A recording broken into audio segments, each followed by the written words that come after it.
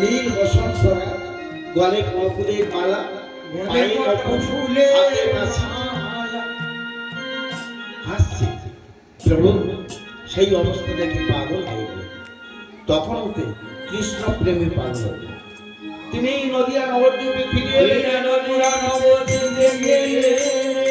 ফিরে এসে টোলে সমস্ত ছাত্রদের বললেন, তোমাদের আমি আর পড়াতে পারি না, যুগে যুগে তোমরা আমার বান্ধব, তোমাদের নিয়ে করবার বিদ্যা তোমাদের নিয়ে করি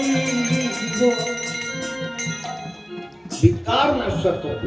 তার সমস্ত গুরুর গঙ্গব্রতা পণ্ডিতের কাছে গিয়ে বললেন, প্রভু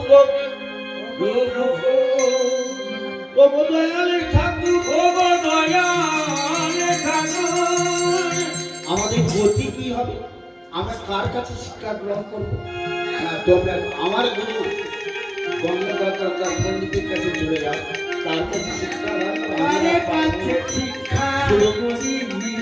জিজ্ঞেস করে কৃষ্ণ কৃষ্ণ বলে কাঁদে আর মাইন্ড জলে বসে যায়। হ্যাঁ, তাই প্রভু আমার কৃষ্ণ বলে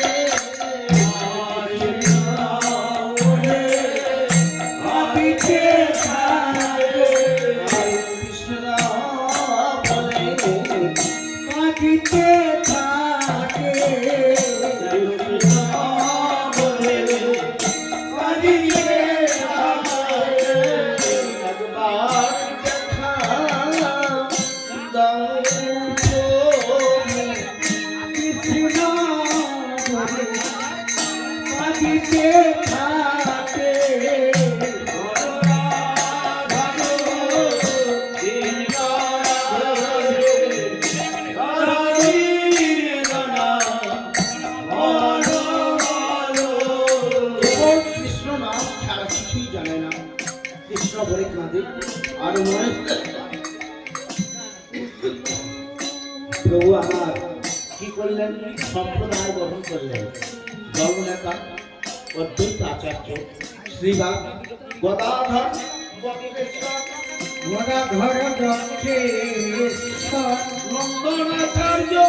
নন্দনাচার্য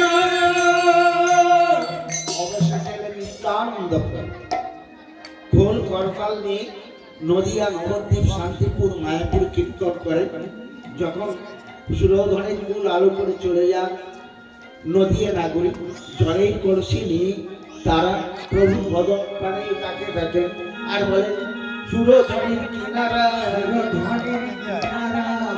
সোনার নপুর দিয়া নাচে নাগরি গো সুন্দর গৌরাঙ্গরা।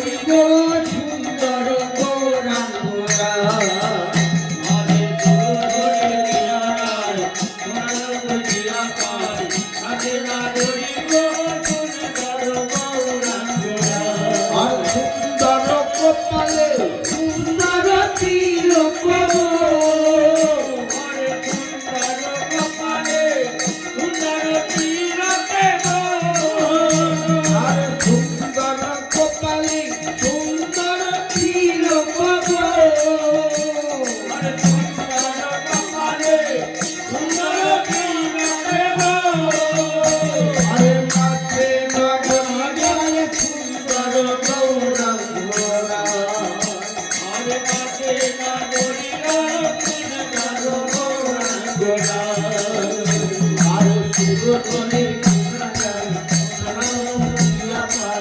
নাচে না গরিব সুন্দর গৌরাঙ্গরা।